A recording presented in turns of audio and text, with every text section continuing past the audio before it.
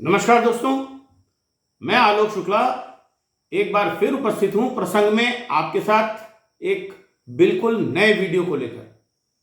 लेकिन आगे बढ़ने के पहले मेरी चैनल को सब्सक्राइब कर लीजिए और बेल आइकॉन भी दबा दीजिए ताकि हर नए वीडियो का नोटिफिकेशन आपको तुरंत मिलता रहे।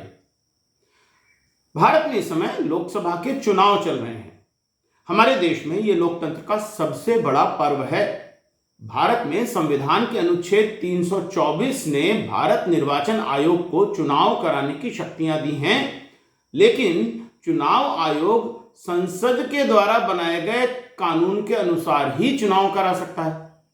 चुनावों के लिए भारत में मुख्य रूप से संसद ने दो कानून बनाए हैं।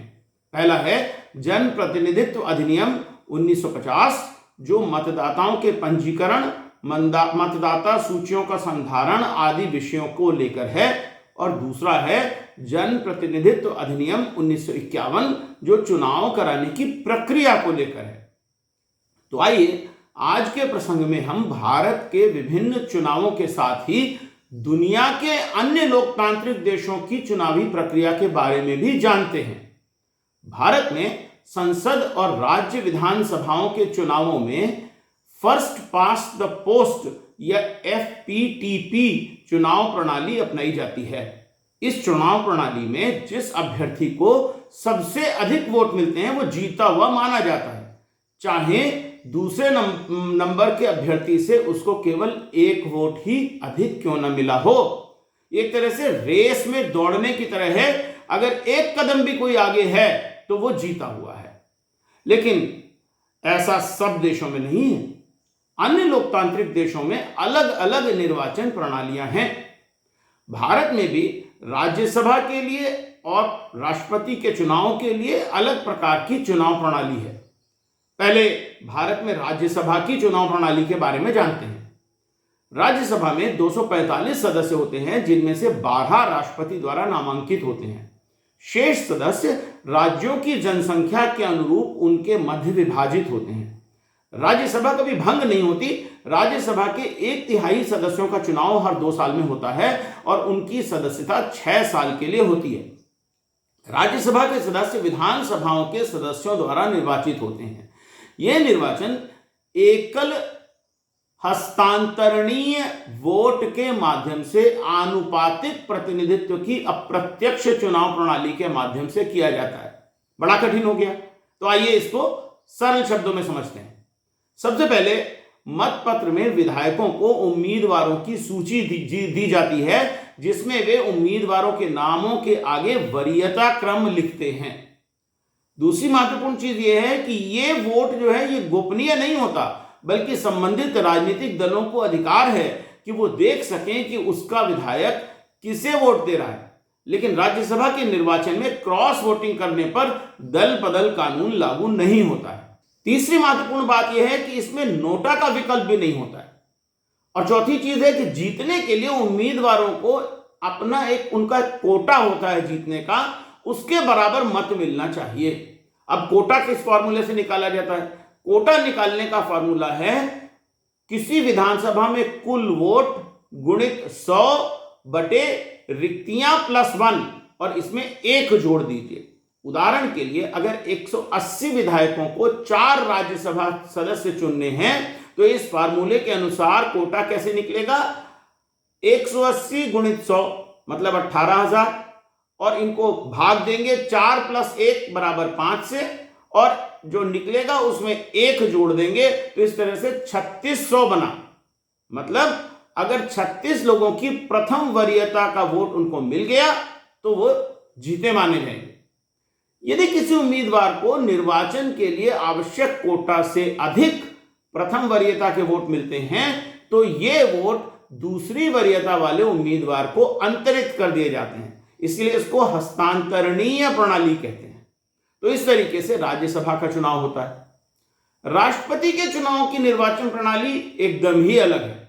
भारत के राष्ट्रपति का चुनाव एक इलेक्टोरल कॉलेज द्वारा किया जाता है, जिसमें संसद के दोनों सदनों के निर्वाचित सदस्य और राज्य विधानसभाओं के निर्वाचित सदस्य शामिल होते हैं। इसमें दिल्ली और पुदुचेरी की विधानसभाओं के निर्वाचित सदस्य भी शामिल हैं, हालांकि ये केंद्र शासित प्रदेश हैं। प्रत्येक राज्य विधानसभा के सभी सदस्यों के वोटों का कुल मूल्य विधानसभा में निर्वाचित सीटों की संख्या को प्रत्येक सदस्य के वोटों की संख्या से गुणा करके निकाला जाता है। उदाहरण के लिए आंध्र प्रदेश में 294 गुणित 148 बराबर 43,512 बना। अब प्रत्येक सांसद के वोटों का मूल्य प्राप्त करने के लिए सभी राज्यों के वोटों के कुल मूल्य को एक साथ जोड़ दीजिए और संसद के निर्वाचित सदस्यों की कुल संख्या, लोकसभा की 543 और राज्यसभा की 233, इससे विभाजित कर दिया जाता है। तो प्रत्येक मतदाता के वोट का मूल्य पूर्व से निर्धारित है। इसलिए उदाहरण है कि प्रत्येक संसद सदस्य का वोट 708 मूल्य का है। उत्तर प्रदेश की विधानसभा के प्रत्येक सदस्य का वोट 208 मूल्य का है, जबकि सिक्किम विधानसभा के प्रत्येक सदस्य का वोट केवल 7 मूल्य का है। किसी उम्मीदवार को निर्वाचित घोषित करने के लिए कुल कोटा वैध वोटों के कुल मूल्य को 2 से विभाजित करके और भागफल में 1 जोड़कर निकाला जाता है। अगर कोई शेष बचे तो उसे अनदेखा कर दिया जाता है। राष्ट्रपति के चुनावों को बेहतर तरीके से समझने के लिए YouTube की चैनल सिक्स्थ एस्टेट पर creative Commons attribution licence reuse allowed के अंतर्गत उपलब्ध इस वीडियो के अंश को देखिए। वीडियो का लिंक मैं डिस्क्रिप्शन बॉक्स में दे रहा हूं।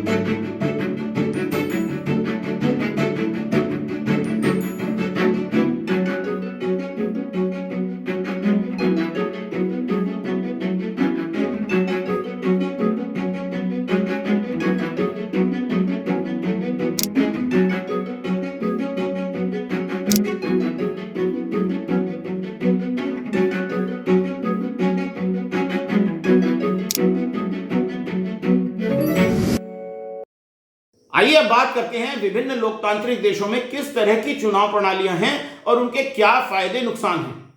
चुनाव या निर्वाचन प्रणाली दरअसल उन नियमों को कहते हैं जिनके आधार पर चुनाव कराए जाते हैं। चुनाव प्रणालियों का वर्गीकरण अनेक तरीके से किया जा सकता है। एक वर्गीकरण के अनुसार चुनाव प्रणालियां 3 तरह की हो सकती हैं। पहली है बहुसंख्यवादी या मेजॉरिटेरियन। इन प्रणालियों में सर्वाधिक वोट पाने वाले को जीता माना जाता है। दूसरा है आनुपातिक। इसमें जिस दल को जितने प्रतिशत वोट मिलते हैं उसी के अनुपात में उसको सीटें दी जाती हैं। और तीसरा तरीका हो सकता है अर्ध आनुपातिक। ये ऊपर वाली दोनों को मिक्स करके, उसका मिश्रण करके ये प्रणाली का उपयोग किया जाता है। इन प्रणालियों को आइए थोड़ा विस्तार से समझते हैं और उनके गुण दोषों को जानने की कोशिश भी करते हैं। तो सबसे पहली प्रणाली है फर्स्ट पास्ट द पोस्ट। इसको आप जानते हैं, भारत में लोकसभा और विधानसभाओं के चुनाव इसी प्रणाली से किए जाते हैं। यह प्रणाली दरअसल ब्रिटेन ने अपनाई थी और शायद इसीलिए उन देशों ने भी इसे अपना लिया जहां पर पहले अंग्रेजों का शासन था। उदाहरण के लिए भारत। इस प्रणाली में प्रत्येक निर्वाचन क्षेत्र के लिए एक ही सीट होती है। निर्वाचन क्षेत्र में सर्वाधिक वोट पाने वाला अभ्यर्थी चुनाव जीता हुआ माना जाता है। यह संभव है कि अन्य सभी अभ्यर्थियों को प्राप्त कुल वोटों की संख्या जीते हुए अभ्यर्थी को प्राप्त वोटों की संख्या से कहीं ज्यादा हो, मतलब मेजॉरिटी उसको नहीं मिली। इसलिए यदि किसी चुनाव में अधिकांश निर्वाचन क्षेत्रों में हार जीत का अंतर बहुत कम हो तो इस बात की पूरी संभावना है कि राजनीतिक दलों को प्राप्त वोटों का अंतर भी कम होगा, लेकिन सीटों का अंतर बहुत ज्यादा होगा। यदि किसी राजनीतिक दल के समर्थक कुछ ही निर्वाचन क्षेत्रों में अधिक संख्या में रहते हैं तो पूरे देश में उस राजनीतिक दल का कम समर्थन होने पर भी उन निर्वाचन क्षेत्रों में उस राजनीतिक दल के प्रत्याशियों के जीतने की प्रबल संभावना है। इन कारणों से माना जाता है कि इस प्रणाली में कुछ राजनीतिक दलों को उनकी वास्तविक लोकप्रियता की तुलना में कहीं ज्यादा सीटें मिल जाती हैं। वोट ज्यादा नहीं मिलते, लेकिन सीटें फिर भी ज्यादा मिल जाती हैं। दूसरी तरफ इस बात की भी संभावना है कि किसी दूसरे राजनीतिक दल की अच्छी खासी लोकप्रियता है पर उसके बाद भी संसद में उसको बहुत कम सीटें मिली हैं। एफपीटीपी प्रणाली की समस्याओं के बारे में यूट्यूब की चैनल थिंक नोवस पर creative Commons attribution licence reuse allowed के अंतर्गत उपलब्ध इस वीडियो के अंश देखिए। वीडियो का लिंक मैं डिस्क्रिप्शन बॉक्स में दे रहा हूं। How much of that is true? For example, India is a democratic nation. In the 2019 17th Lok Sabha election, Bharatiya Janata Party, that is BJP, received 37.36% of total vote share. Similarly, in the 16th Lok Sabha election, National Democratic Alliance, that is NDA, headed by BJP, received 38.5% of vote share. This means that out of every 10%, 6 persons have voted against BJP. Still, a candidate from BJP, that is Mr. Modi, managed to become the Prime Minister of India. To be clear, I do not mean they have done something wrong. The voting system is like that, and every political party has benefited from it time to time. For example, Congress-led United Progressive Alliance, that is UPA1, after 2004's 14th Lok Sabha election, managed to form a government with a vote share of just 35.9%. I'm not saying this is happening only in India. If you look outside of India, you will find similar kind of examples. दूसरी प्रणाली है एकल हस्तांतरणीय vote प्रणाली, जो हमने अभी राज्यसभा में बात की। इस प्रणाली में एक निर्वाचन क्षेत्र में एक से ज्यादा सीटें होती हैं। मतदाता एक अभ्यर्थी को वोट नहीं देते, बल्कि सभी अभ्यर्थियों को अपनी पसंद के क्रम में एक रैंक देते हैं, एक वरीयता देते हैं। निर्वाचित होने के लिए उम्मीदवार को एक निश्चित संख्या में वोटों की आवश्यकता होती है, जिसे कोटा कहा जाता है। वोटों की गिनती करने वाले लोग रिक्तियों की संख्या और डाले गए वोटों की संख्या के आधार पर कोटा तय करते हैं। प्रत्येक मतदाता के पास एक वोट होता है। पहली गिनती समाप्त हो जाने के बाद कोई भी उम्मीदवार जिसके पास कोटा से अधिक वोटों की संख्या होती है, वो निर्वाचित माना जाता है। किसी उम्मीदवार को जीतने के लिए आवश्यक वोटों की संख्या से अधिक अगर मत प्राप्त हुए तो प्रत्येक मतदाता की दूसरी रैंक के दूसरी वरीयता के पसंदीदा उम्मीदवार को वो वोट चले जाते हैं। यदि किसी को भी कोटा तक वोट नहीं मिलते तो सबसे कम उम्मीदवार को हटा दिया जाता है और जिन मतदाताओं ने उस कम वोट पाने वाले उम्मीदवार को वोट दिया था, उनका वोट उनकी वरीयता क्रम के दूसरे पसंदीदा उम्मीदवार को चला जाता है। यह प्रक्रिया तब तक जारी रहती है जब तक प्रत्येक रिक्ति भर नहीं जाती। इस प्रणाली का उपयोग ऑस्ट्रेलिया, माल्टा, स्कॉटलैंड, आयरलैंड गणराज्य आदि में किया जाता है। इस प्रणाली का लाभ यह है कि मतदाता अपनी पसंद को बेहतर तरीके से अभिव्यक्त कर सकते हैं। पार्टियां भी एक से अधिक कैंडिडेट चुनाव में खड़ा कर सकती हैं। मतदाता कैंडिडेट की व्यक्तिगत योग्यता को देखकर मतदान कर सकते हैं। इस प्रणाली को YouTube की चैनल इलेक्शन विक पर creative Commons attribution licence reuse allowed के अंतर्गत उपलब्ध इस वीडियो में अच्छी तरह से समझाया गया है। वीडियो का लिंक मैं डिस्क्रिप्शन बॉक्स में दे रहा हूं। How proportional representation works. Proportional representation is a way of counting votes in an election when there is more than one candidate to be elected. The principle of proportional representation is that candidates are elected in proportion to their support from voters. In Victoria, we have proportional representation to elect members of the state's upper house and many local councils. How do you vote? You rank the candidates in the order you decide. Your preferences are vital in deciding who gets elected. To be elected, a candidate needs to get a proportion of votes, called the quota. The quota varies according to the number of candidates to be elected. As an example, with 3 candidates to be elected and 140 votes, the quota is 36 votes. Here are the first preference votes for the 6 candidates. Belinda has more votes than the quota and is elected. Belinda's surplus votes, the 12 votes over the quota, are distributed to the other candidates according to voters' preferences. Belinda's surplus votes don't lead to any other candidate reaching a quota. When you run out of surpluses, the candidate who now has the fewest votes, Emma, is excluded. And the votes for Emma go to the remaining candidates according to the voters' preferences. This continues until all the places for that electorate are filled. Remember, with proportional representation, your preferences really count. For further information, visit vec.vic.gov.au or call 131 832. तीसरी है अतिरिक्त सदस्य प्रणाली। इस प्रणाली का उपयोग Scottish संसद, जर्मनी और न्यूजीलैंड जैसे देशों में किया जाता है। इसमें फर्स्ट पास्ट द पोस्ट निर्वाचन क्षेत्रों और पार्टी सूचियों के मिश्रण का उपयोग किया जाता है। 2 प्रकार के संसद सदस्यों का चुनाव किया जाता है और इसलिए मतदाताओं को 2 मतपत्र दिया जाता है। पहला मतपत्र फर्स्ट पास्ट द पोस्ट विधि से संसद सदस्य चुनने के लिए होता है, जिसमें उम्मीदवारों की सूची होती है और मतदाता उम्मीदवार को वोट देते हैं। दूसरे मतपत्र पर राजनीतिक दलों की सूची होती है। प्रत्येक पार्टी को पहले से ही इस विधि द्वारा चुने जाने वाले उम्मीदवारों की एक सूची प्रकाशित करनी होती है। जिस पार्टी को जिस अनुपात में वोट मिलते हैं, वो पार्टी अपनी पूर्व प्रकाशित सूची में से उतने ही अनुपात में संसद सदस्य बना सकती है। चौथी प्रणाली है द्विचक्र प्रणाली। इस प्रणाली का उपयोग फ्रांस में होता है। इसमें पहले चक्र में सर्वाधिक वोट पाने वाले पहले 2 उम्मीदवारों के बीच में दूसरे चक्र का चुनाव होता है, जिससे किसी एक को बहुमत मिल जाता है और उसे ही जीता हुआ माना जाता है। कहते हैं कि मतदाता इस प्रणाली में पहले चक्र में अपने दिल से और दूसरे चक्र में अपने दिमाग से वोट देते हैं। इस प्रणाली में किसी मतदाता का वोट बेकार नहीं जाता। जिन पार्टियों के उम्मीदवार पहले चक्र में पहले 2 में नहीं आते हैं, उन्हें किसी दूसरी पार्टी का समर्थन दूसरे चक्र में करने का विकल्प भी मिल जाता है। इस प्रणाली का नुकसान यह है कि इसमें 2 बार मतदान होने के कारण चुनाव प्रक्रिया बड़ी लंबी चलती है। इस प्रणाली का एक नुकसान यह भी है कि पार्टियां भविष्य के लाभ को देखते हुए चुनाव में उम्मीदवार खड़ा न करने के लिए दूसरी पार्टियों के साथ एग्रीमेंट भी कर सकती हैं, जिससे मतदाताओं की शक्ति कम होती है। इस प्रक्रिया को समझने के लिए YouTube के चैनल कैंडिड विद कैंडिस पर creative Commons attribution licence reuse allowed के अंतर्गत उपलब्ध ये वीडियो देखिए। वीडियो का लिंक मैं डिस्क्रिप्शन बॉक्स में दे रहा हूं। Hey voters, my name is Candace and I'm an elected official in Texas and you have reached Candid with Candace. So today's topic is runoff election. What's a runoff?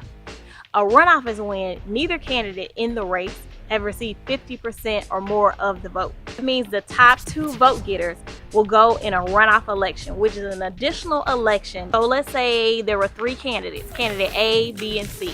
So candidate A received 45% of the vote, candidate B received 20% of the vote, and then candidate C received 35% of the vote. Because neither candidate received 50% plus 1 vote, the top 2 vote getters are going to go out in a runoff election, meaning those 2 will go back to the voters for another election. Candidate A and candidate C in this choice. If you voted in the Republican primary, you can't change and go and vote in the Democratic runoff. If you have not voted in either, then yes, you can join the Republican or the Democratic runoff for the primary election. If you have any questions or any topics that you think we should cover, please reach out, put it in the comments, subscribe to this channel, like this video, share this video, and help get out the vote. इसके बाद है वैकल्पिक vote प्रणाली। इसका उपयोग America के कुछ राज्यों और शहरों में किया जाता है तथा आयरलैंड के राष्ट्रपति का चुनाव भी इसी प्रणाली से होता है। मतदाता प्रत्येक उम्मीदवार को एक नंबर देता है, जिसमें से एक उसके पसंदीदा के लिए और दूसरा फिर दूसरे पसंदीदा के लिए होता है और इसी तरह से एक के नीचे एक रैंक होती है। मतदाता जितने अभ्यर्थियों को चाहे उतने को नंबर दे सकता है। मतगणना में यदि आधे से अधिक मतदाताओं का पसंदीदा उम्मीदवार कोई एक ही है तो वो व्यक्ति सांसद बन जाता है। यदि किसी को आधे वोट भी नहीं मिलते हैं, तब मतगणना करने वाले लोग उस अभ्यर्थी को हटा देते हैं जिसे सबसे कम वोट मिले हैं। उस उम्मीदवार के मतपत्रों को दूसरे नंबर के पसंदीदा उम्मीदवार के लिए गिना जाता है। यह प्रक्रिया तब तक दोहराई जाती है जब तक कि एक उम्मीदवार को आधे वोट न मिल जाएं और वह सांसद बन जाए। इसका लाभ यह होता है कि वोटर बिना इस बात की चिंता किए हुए वोट दे सकता है कि यदि उसका उम्मीदवार नहीं जीता तो उसका वोट बेकार हो जाएगा। इस प्रकार की वोटिंग से बिना रन ऑफ मतदान के ही उसी के समान परिणाम मिल सकते हैं। इस प्रणाली को समझने के लिए YouTube के चैनल हडर्सफील्ड SU पर creative Commons attribution licence reuse allowed के अंतर्गत उपलब्ध वीडियो का अंश देखिए। वीडियो का लिंक मैं डिस्क्रिप्शन बॉक्स में दे रहा हूं।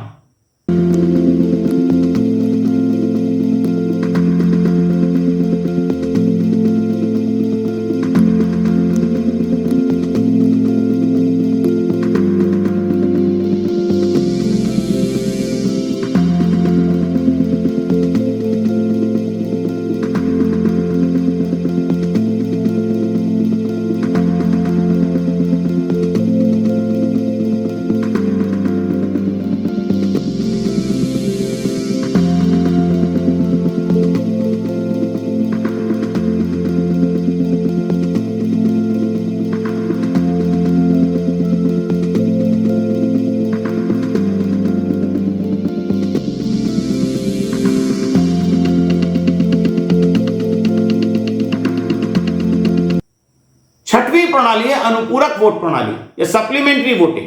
इस प्रकार की वोटिंग यूके में पुलिस कमिश्नर के चुनाव के लिए होती है। मतपत्र पर उम्मीदवार के नामों के साथ बक्सों में 2 कॉलम होते हैं।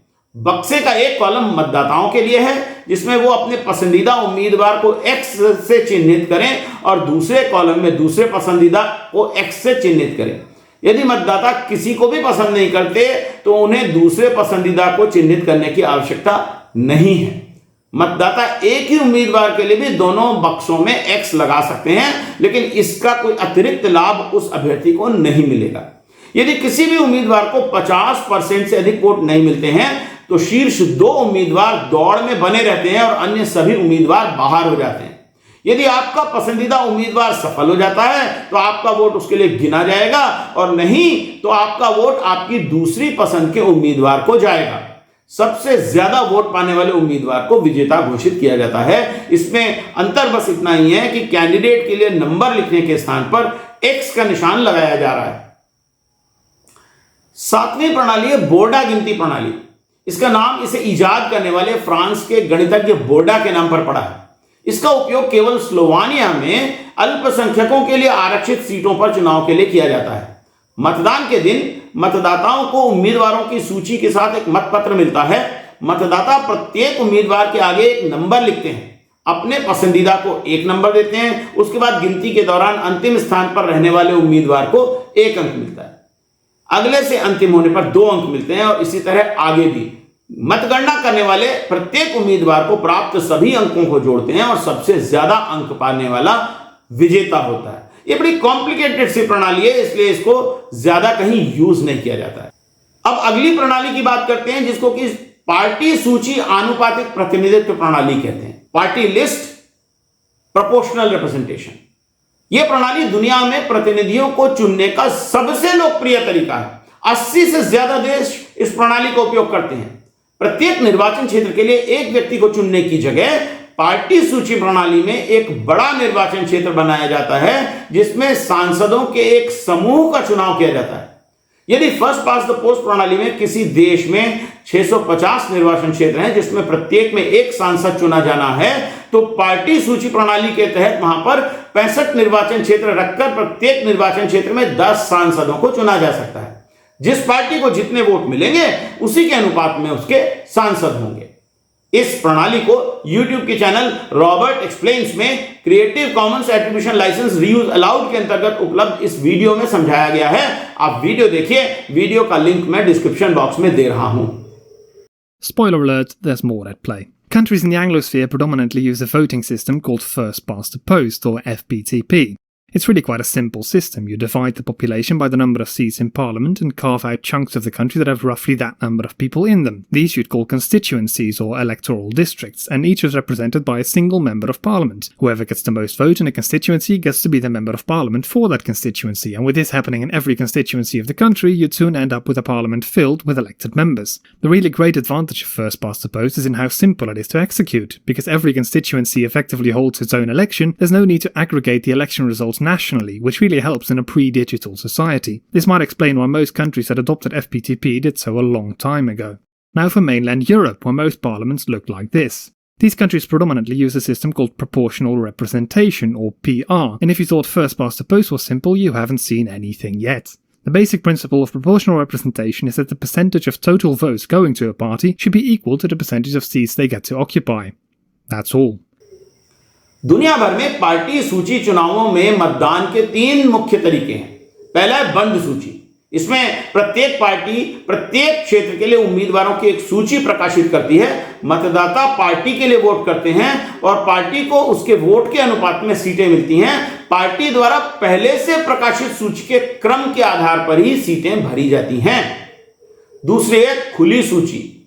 इसमें मतपत्र पर प्रत्येक पार्टी के पास उम्मीदवारों की एक सूची होती है और उम्मीदवार को वोट दिया जाता है, लेकिन उम्मीदवार को दिया गया वोट उसकी पार्टी के वोट के रूप में गिना जाता है। तीसरी है अर्ध खुली सूची। इसमें किसी उम्मीदवार या पार्टी दोनों को वोट देने का विकल्प होता है। पार्टी के लिए मतदान को पार्टी द्वारा चुने गए उम्मीदवारों के क्रम के समर्थन के रूप में लिया जाता है।